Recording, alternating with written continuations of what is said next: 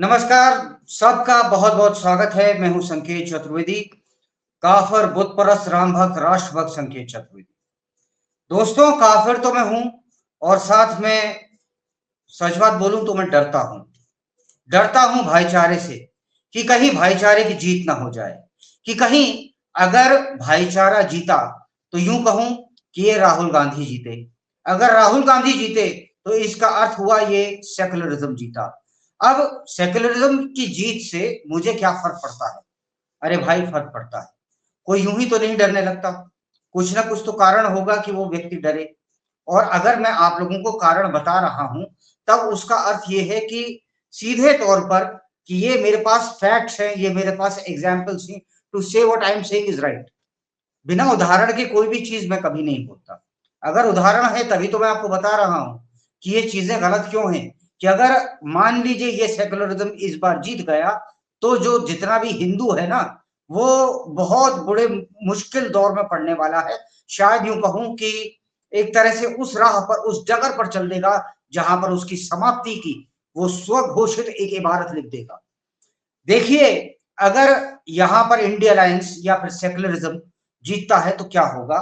ये जीत होगी भाईचारे की।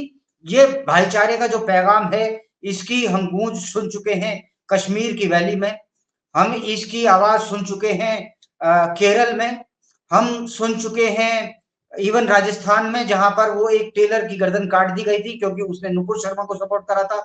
हमने इस भाईचारे की गूंज वहां पर राजस्थान, फिर याद आ गया, वहां पर भी सुनी जब अशोक गहलोत ने जाकर के चुनिंदा हिंदुओं के घर ही तोड़वाए थे कि वो लोग बाहर से आए हैं। हालांकि भाईचारे के नाम पर रोहिंग्या से आए हुए लोगों का ये लोग हमेशा, रोहिंग्या प्रांत से जो लोग आए उनका स्वागत करते हैं।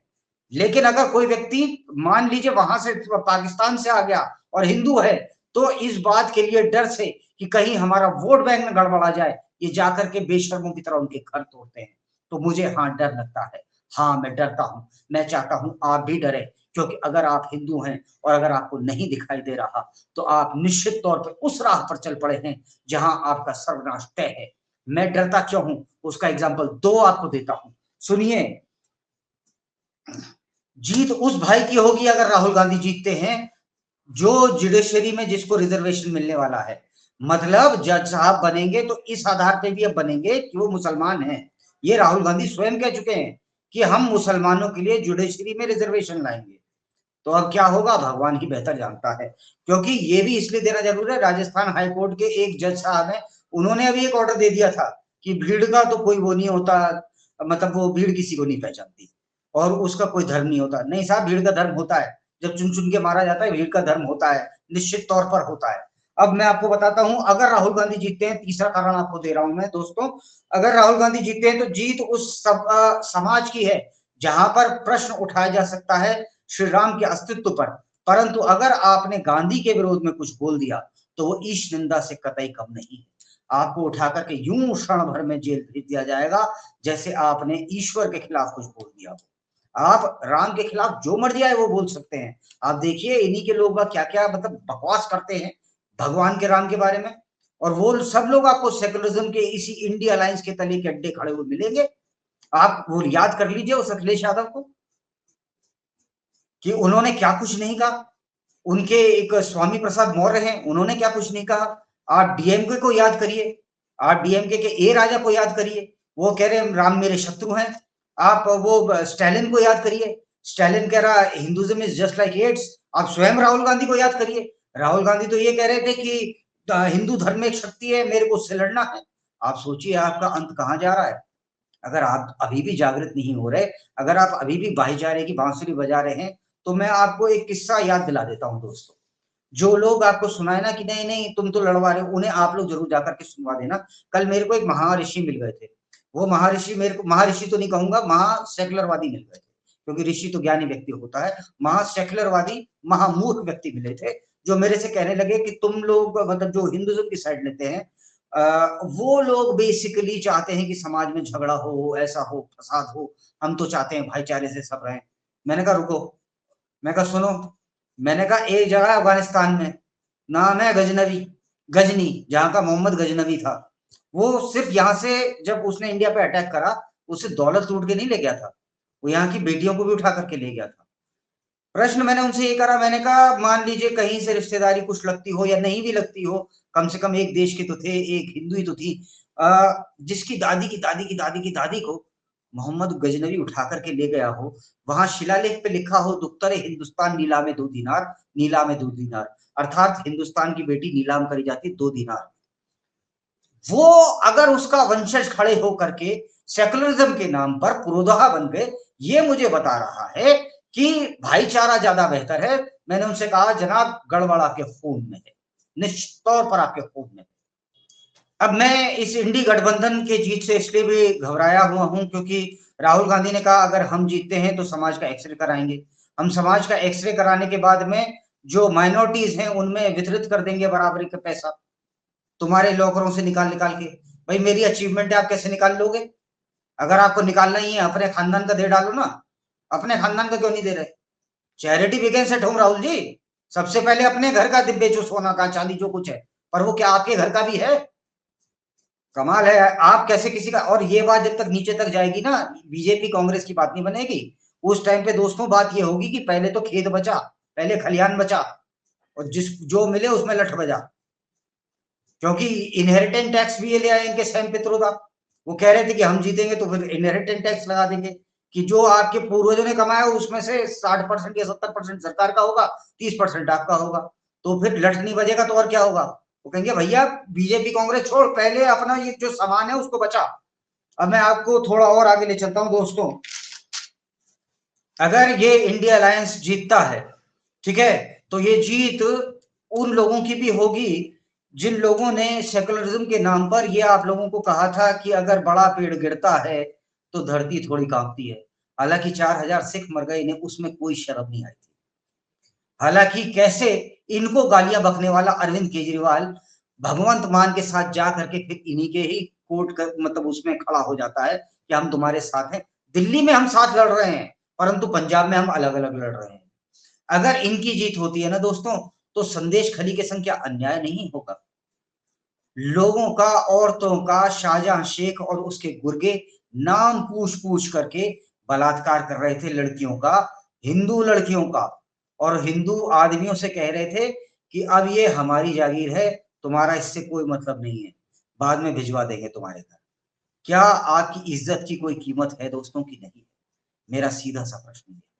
अगर जीतती इंडिया अलायंस है तो हाँ वाकई घबराया डरा हुआ हूं मैं।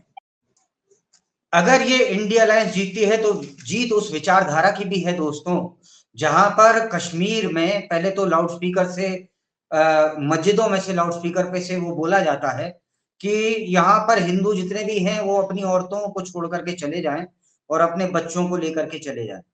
और वहां पर एक थी शायद गीतिका गंजू, उनका ना सिर्फ बलात्कार होता है और बलात्कार करने के बाद उन्हें आरे से भी काट दिया जाता है। उसके बाद में कुछ ऐसे हमारे यहाँ नामाकूल लोग हैं जो ये कहते हैं Islam is religion of piece. अगर इस्लाम रिलीजन ऑफ पीस है तो दोस्तों क्या हो रहा है वहां पर कश्मीर में, क्या हो रहा है केरल में? क्यों मार रहा फिरता है अब्दुल? क्यों फिर उसके बाद में? दरअसल Islam is a religion of peace, मगर आपने इस्लाम को जिस तरह से प्रेजेंट करा है उसमें आपने बेसिकली हिंदू को डराना शुरू कर दिया है। ये आप कोई मुसलमानों के फेवर में या इस्लाम के फेवर में ये आपके तथाकथित सेकुलरवादी नहीं कर रहे हैं। ये आप लोगों के प्रति, अगर मुसलमान मुझे सुन रहे हैं तो सुने, ये आप लोगों के प्रति भी समाज में नफरत पैदा कर रहे हैं। ये इतना घटिया इन लोगों का चरित्र बन गया है दोस्तों कि शायद शब्द कम पड़ जाएं, परंतु फिर भी जो इनके भाव हैं वो मैं नहीं बता सकता कि आप इनको बुलाएं तो बुलाएं क्या। ये स्वयं को बोलते हैं कि मैं जनेऊधारी ब्राह्मण हूं, और चलो नाम आ गया राहुल गांधी का तो बता ही देता हूं। कह रहे थे मैं जनेऊधारी ब्राह्मण हूं, वहां पर वो कौन सा जामा मस्जिद दिल्ली में, उसके पास में कोई रेस्टोरेंट है, वहां पर जाकर के अपने मंगलवार को मुर्गा खा रहे। और तो और वो मीसा भारती ने वो कुछ मीट पकाया था, वो ये लोग घर पे खा रहे और कह रहे हैं हम जनेऊधारी ब्राह्मण हैं। और मैं मतलब वो दत्तात्रेय ब्राह्मण है। अब दत्तात्रेय के विषय में मैं आपको बताता हूँ, दत्तात्रेय ऋषि जो थे वो ऋषि अत्रि के पुत्र थे, वो आजीवन अविवाहित रहे थे और ये इनके वंशज। तो आप समझ ही सकते हैं बात की गहराई को। मतलब जो जा करके नाम सुझाता है ना इन लोगों को, वो भी कितना होशियार होगा, आप ये बात समझ सकते हैं। अब जैसा मैंने आपको शेख शाहजहां के बारे में बताया दोस्तों, मैं ये भी पूछना चाहता हूं कहीं ऐसा तो नहीं अपनी सत्ता को मजबूत रखने के लिए, वहीं पर बने रहने के लिए कहीं ममता बनर्जी या ममता बानो जो कुछ भी उनका नाम हो, वो कोशिश ये कर रही हैं कि वहां पर मुसलमान जो है वो ज्यादा डोमिनेंस में आए और उस कारण से भले ही वो हिंदू बेटियों का बलात्कार करे, उनकी अस्मिता को बेच कर अपनी सत्ता को ज्यादा गूढ़ करने का प्रयास कर रही है। मैं इसलिए खुल के बोल रहा हूं क्योंकि ना तो मेरे कलम की धार कम हुई है और ना ही मेरी स्याही में जंग लगा है। कई लोग हैं पत्रकारों के नाम पे अजीत अंजुम जैसे जो स्वयं को वरिष्ठ पत्रकार बताते हैं परंतु सत्य बोलने से घबराते हैं। मेरे को सत्य बोलने में कोई डर नहीं। जब तक आपके समक्ष प्रस्तुत होऊंगा सत्य ही बोलता आया हूं, सत्य ही बोलूंगा। और आगे मैं आपसे चलते चलते एक दो बातें आपको और बताना चाहता हूं। देखो दोस्तों, हमने राजस्थान में वीरांगनाओं के विषय में तो पढ़ा है, वो उन वीरांगनाओं ने जिन्होंने जौहर करा, पर कभी हमने अपनी बेटियों को उनकी वेदना और उनकी वीरता के बारे में बताया है? अगर बताया होता कि उन्होंने जौहर क्यों करा, कि उन्हें कोई अब्दुल उठा करके न ले जाए, तो आज के अब्दुल की समस्या हमारे समक्ष नहीं आती।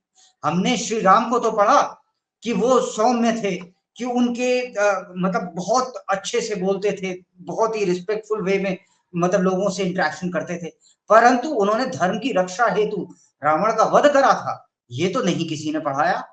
क्यों नहीं आपने पढ़ा? आप पढ़ाते अपने बच्चों को कि धर्म की रक्षा करना, कि धर्मो रक्षति रक्षता, जो धर्म की रक्षा करता है धर्म ही उसकी रक्षा करता है। दोस्तों, अगर धर्म है तभी आप हैं, क्योंकि अगर धर्म नहीं रहा तो आप नहीं रहेंगे। निश्चित तौर पर आप ये बात लिख करके रख लीजिए कि अगर आपके पास धर्म नहीं है तो आप सत्ता में भी नहीं है, और आप सत्ता में नहीं है तो आपके जो जमीनें हैं उनको छीन लिया जाएगा, जैसे वक्फ बोर्ड में अब तक आपसे छीना जाता आ रहा है।